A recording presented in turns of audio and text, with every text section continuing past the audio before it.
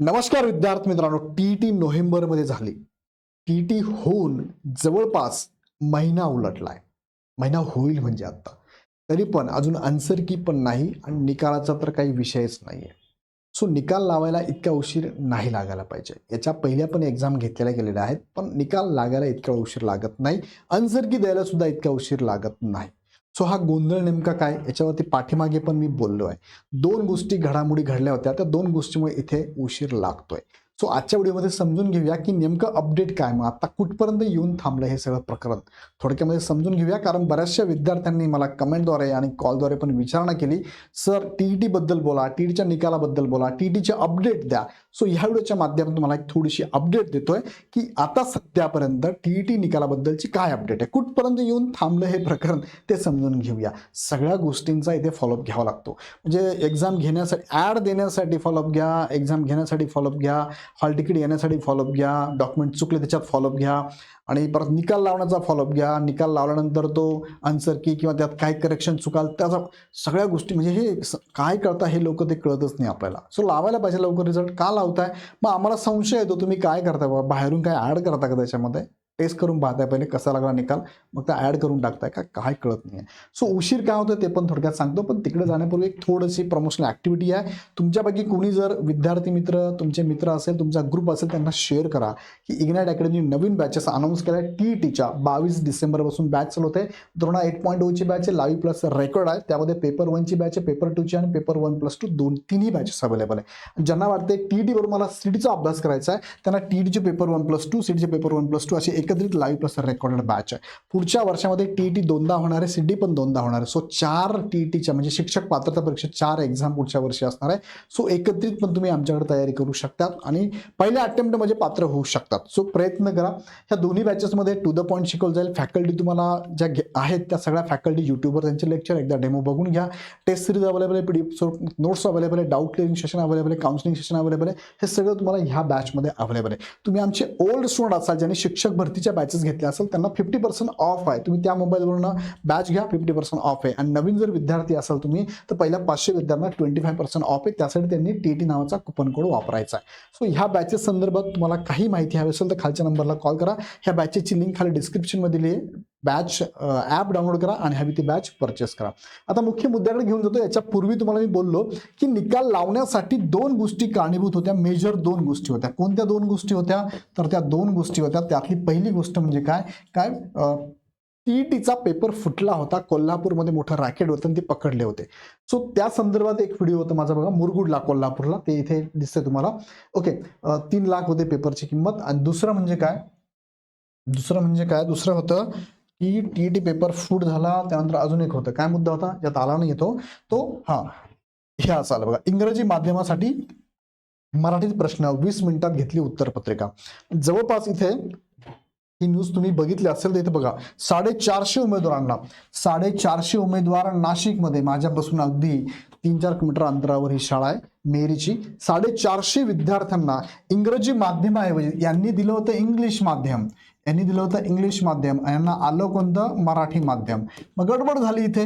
मग गडबड झाल्यामुळे या विद्यार्थ्यांनी याची रितसर कंप्लेंट केली शिक्षण विभागाकडे आणि मग पुणे परिषदेकडे. मग हे सगळं प्रकरण इतकं मोठं झालं की यासाठी 4 जणांची समिती नेमली. त्यामध्ये आयुक्त मॅडम पण होत्या. समिती नेमली, त्यांचा अहवाल घेतला. तो अहवाल घेण्यासाठी या समितीला पुणे परिषदेने पुण्यात बोलवलं. पुण्यात सगळ्यांसमोर तो अहवाल घेतला. हा अहवाल घेऊन सुद्धा आता जवळपास 15 दिवस उलटले आहे.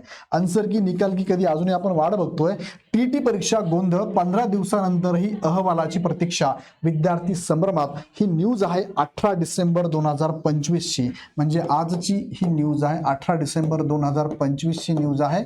ओके, आता तुम्ही व्हिडिओ कधी बघता याच्यावर डिपेंड आहे. 18 डिसेंबर 2025ची न्यूज आहे आणि त्यात त्यांनी सांगितलं आहे की अहवाल तयार असतानाही विलंब होतोय. म्हणजे अहवाल ऑलरेडी बनला गेलाय, अहवाल सादर पण झालाय, आता फक्त अनाऊन्स करायचा आहे. पण याच्यात अडचण त्यांनी काय सांगितलंय की नोव्हेंबर महिन्यात झालंय. हा नाशिक शिक्षण विभागातील अधिकाऱ्यांनी पुण्यात हजेरी लावत परीक्षा विभागाकडे खुलासा सादर केला. त्यावर परीक्षा परिषद समिती चर्चा झाल्यावर घटनेला तब्बल 15 दिवस झाले. म्हणजे अहवाल देऊन 15 दिवस झालाय, अजून पण या अहवालाचं वाचन होत नाही किंवा जनरलाइज होत नाहीये. नोव्हेंबर महिन्यात झालेल्या या परीक्षेत प्रश्नपत्रिका आणि उत्तरपत्रिकेतील तफावतीमुळे गोंधळ उडला होता. घटनेची गंभीर दखल घेत महाराष्ट्र राज्य परीक्षा परिषदेने 4 सदस्यीय चौकशी समिती नियुक्त करत 7 दिवसात अहवाल देण्याचे आदेश दिले होते. मात्र पहिल्या 7 दिवसांमध्ये नगरपालिकेच्या निवडणुकांचे कामकाज करावे लागल्यामुळे हा अहवाल उशिरा झाला. आता या संदर्भात हा अहवाल समितीकडे गेलेला आहे. समितीने निर्णय पण दिलेला आहे. या समिती होती, समितीने निर्णय पण दिलेला आहे. सो पुण्यामध्ये ही समिती जाऊन त्यांची चौकशी रितसर करून सगळ्या गोष्टी झालेल्या आहेत. तरी सुद्धा म्हणजे हा अहवाल सादर करून पुणे परिषदेकडे करून 15 दिवस उलटले आहे. अजूनही गोंधळ तसाच आहे. मात्र हे बोललं जात आहे की केंद्र चालकांवरती फोडले खापर. परीक्षा परिषदेच्या सूत्रांकडून मिळालेल्या माहितीनुसार मराठी आणि इंग्रजी माध्यमाची प्रश्नपत्रिका सारखीच असल्याने त्यात विद्यार्थ्यांचे कोणते नुकसान होणार नाही याची काळजी घेतली जाईल असे अहवालात नमूद असल्याचे समजते. म्हणजेच या प्रकारचे पूर्ण खापर केंद्र प्रमुखांवर फोडण्यात आल्याची चर्चा शिक्षण वर्गात पसरली आहे. असे असले तरी मग अहवाल का जाहीर केला जात नाही याबाबत चर्चा सुरू आहे.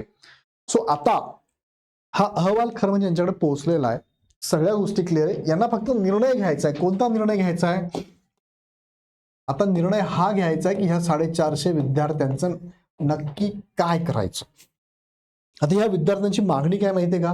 विद्यार्थ्यांची मागणी आहे की तुम्ही तुमच्याकडनं चूक झालेली आहे. शेवटच्या 20 मिनिटात तुम्ही आम्हाला सांगितलं की हाय त्या कंडिशनमध्ये प्रश्नपत्रिका सोडवा. 20 मिनिटात आम्ही सोडवली. बिफोर तुम्ही आम्हाला सांगत होते की आम्ही तुम्हाला देतो आणि 20 मिनिटात सांगतात तुम्ही सोडून टाका हाय त्या कंडिशनमध्ये.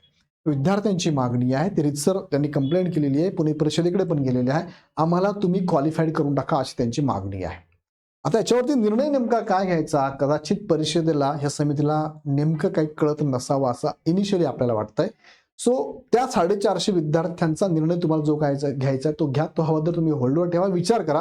पण राहिलेल्या विद्यार्थ्यांनी ज्यांनी ही एक्झाम दिली आहे सगळं क्लिअर आहे, त्यांना का तुम्ही हाताशी धरताय? त्यांना का तुम्ही वेटिंगवर ठेवताय? त्यांचा निकाल लावून टाका. हवं तर यांचा काय विचार करायचा तुम्ही विचार करा. पण ह्या विद्यार्थ्यांना हे परीक्षेचं सगळं डिटेल्स प्रोव्हाइड करा ज्या प्रोसेसमध्ये आहे. आन्सर की देऊन त्यांचे निकाल पण जाहीर लवकरात लवकर करा. आता हे शेवटच्या टप्प्यावर आलेले आहे. 15 दिवस झाले विचार करून. आता तुम्हाला वाटतं निकाल देऊन टाकावा त्यांनी. आणि हा जो काय निकाल तुम्ही द्याल हा सर्वांना न्यायिक पद्धतीचा असावा असा निकाल तुम्ही पण द्यावा. सो आता आत्ताची अपडेट हीच आहे आत्तापर्यंतची की अहवाल समितीचा त्यांच्यापर्यंत गेलेला आहे. आता फक्त त्यांना रिझल्ट डिक्लेअर करायचा आहे आणि म्हणजे आन्सर की आणि रिझल्ट डिक्लेअर करायचा आहे. आणि ह्या 450 विद्यार्थ्यांचं नेमकं काय करणार ते पण त्यांना डिक्लेअर निर्णय द्यायचा आहे. इथपर्यंत येऊन थांबलेला आहे. कदाचित हा निकाल रिझल्ट एवढ्या पुढच्या 4-5 दिवसात लागण्याची खूप दाट शक्यता आहे. कारण ते प्रेशर पण त्यांच्यावर आलेलं आहे. कारण आपले अभियोग्यताधारक किंवा टीटी दिलेले विद्यार्थी सुद्धा त्यांना कॉल करताय, विचारणा करताय, मेल पण करायला लागले विद्यार्थी, सोशल मीडियावर सुद्धा टाकायला लागले आता हे सगळ्या गोष्टी.